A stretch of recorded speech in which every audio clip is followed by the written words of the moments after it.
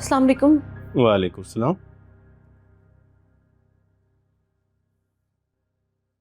शुक्र है मलिक साहब आप आ गए। मुझे आपसे कुछ बात करनी है। करें। काबर को जेल गए हुए इतना वक्त गुजर गया, आपको उसकी याद नहीं आती? आती। आप समझ नहीं रहे। मेरा भाई है वो, मेरे जिगर का टुकड़ा है वो। आपने भी तो उसे पाला है ना? तो इसका मतलब मैं गलत का साथ दूं?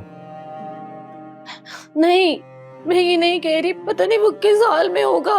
वो इस हाल का खुद जिम्मेदार है। मलिक साहब बच्चा है वो। उसने किसी की जिंदगी बर्बाद की, सजा तो मिलेगी। नहीं मलिक साहब, बीवी हूँ मैं आपकी, मैंने आज तक आपसे कभी कुछ नहीं मांगा।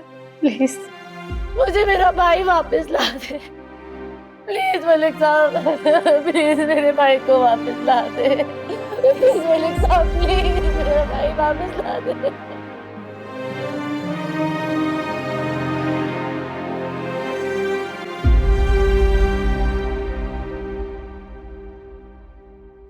एनी, एक मिनट बात हो सकती है? हाँ आओ।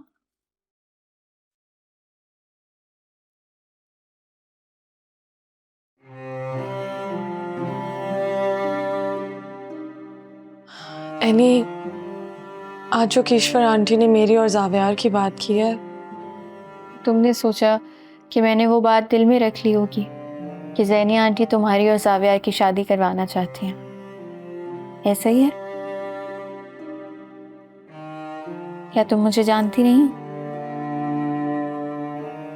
जानती हूँ, मगर ऑब्वियसली शादी के बाद इंसान थोड़ा पोजेसिव हो जाता है, इसलिए मुझे लगा कहीं कहीं तुम बुरा ना मान जाओ। बुरा तो बेचारे जावियार को लगना चाहिए, जिसे इस तरह रिश्तों में इन्वॉल्व किया जा रहा है। बाकी ज़ैनी आंटी और पप्पू की इंटेंशंस का तो मुझे बहुत पहले से पता है। लेकिन फिर भी तुम्हें कोई फर्क नहीं पड़ता? तुम नहीं जानती कि जावियार मुझसे कितनी मोहब्बत करता है। मुझे तो कभी कभी डर लगता है कि अगर मैं ना हुई उसकी जिंदगी में तो उसका क्या होगा। जिसके पास इतना मोहब्बत करने वाला शौहर हो, उसकी बीवी को क्या ही फर्क पड़ेगा कि कोई कुछ भी कहे। वाह, इतना गरूर है तुम्हें अपनी मोहब्बत पर। अब मुझे लग रहा है कि वाकई तुम दोनों इस रिश्ते में खुश हो। छोड़ दो उसे, दूर चली जाओ उससे, इतना दूर कि वो तुम्हें ढूंढ ना सके, तुम्हें देख ना सके। कहाँ खो गई हो लड़की? ध्यान दो थोड़ा।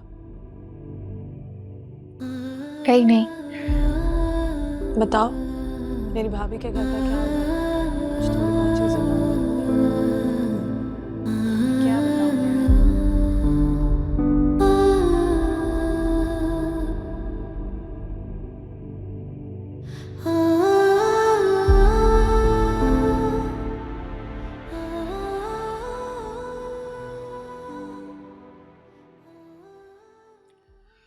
हाँ भाई Xavier, how are you feeling now? तैयार हो? बहुत सारा काम पेंडिंग है जो करना है तुमने। यार dad I am feeling good, लेकिन आप तो मुझे अभी से डरा रहे हैं। नहीं यार, मजाक कर रहा हूँ। आदिल ने सारा तुम्हारा काम करती है, बस ऑफिस आके एक दफ़ा सबको गो थ्रू कर लेना, फिर आगे बढ़ जाना। क्या बात है यार, तुम तो छुपे रुस्तम निकले। थैंक्स बड़ी।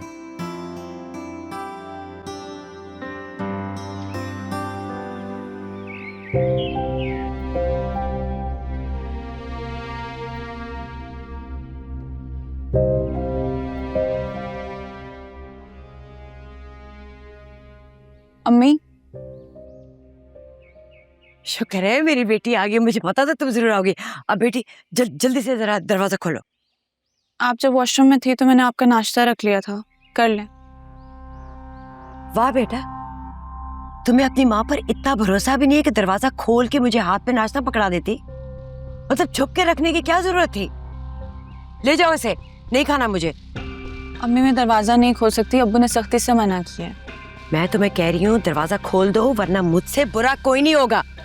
ये घर मेरा है। तो बाप बेटी को मैंने 1 मिनट में ना निकाला ना, तो मेरा नाम है किश्वर नहीं। दरवाजा खोलो। अम्मी आप क्यों है ऐसी, क्यों कर रही है इतना बुरा? वाह, कैद मुझे कर रखा है और बुरा मैं कर रही हूँ। अपने बाप को कुछ नहीं कहोगी जो थानेदार बना फिर रहा है? अम्मी आपने सब बर्बाद कर दिया, मैं आदिल से नजरें भी नहीं मिला पा रही हूँ। तो मिलाने की जरूरत भी नहीं है। तुम्हें क्या लगता है ये सब करने के बाद मैं तुम्हें आदिल का नाम भी लेने दूंगी? प्यार करती हूँ मैं आदिल से, अगर आपने मेरे से जबरदस्ती करने की कोशिश की तो मर जाऊंगी मैं। अच्छा, अब माँ को ब्लैकमेल करोगी? जिस घर की बहू बनने के तुम ख्वाब देख रही हो ना, उस ख्वाब को मैं जला के राख कर दूंगी। इसलिए मैं कह रही हूँ मेरी बात मान लो, उसका ख्याल अपने दिल से निकाल दो। मैं आपको कभी माफ नहीं करूंगी अम्मी, कभी नहीं। निदा,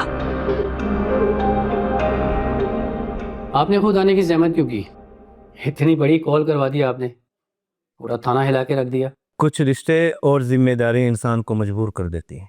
लेकिन केस दूसरी पार्टी ने भी स्ट्रॉन्ग किया था, आपके बच्चे ने भी गलत किए, तो सजा भी तो काट रहा है। लेकिन मलिक साहब, मैंने आपकी एक कॉल पर स्पेशल कोर्ट से आपकी बेल के पेपर तैयार करवाए।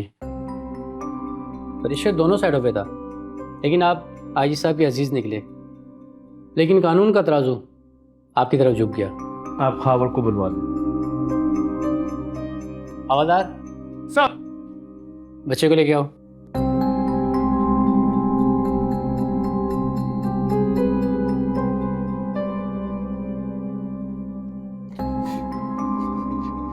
भाईजान आपका बहुत बहुत शुक्रिया कि आपने मुझे यहाँ से छुड़वा दिया। बस खामोश हो जाओ। चल चल। लेकिन मलिक साहब, एक बात कहूँ, इस बच्चे को आपके अलावा यहाँ से कोई लेके नहीं जा सकता था। बस डीएसपी साहब हमें इजाज़त दीजिए। आइए मैं आपको बात तक छोड़ दूँ। नहीं कोई बात नहीं, खुद चले जाएंगे। शुक्रिया।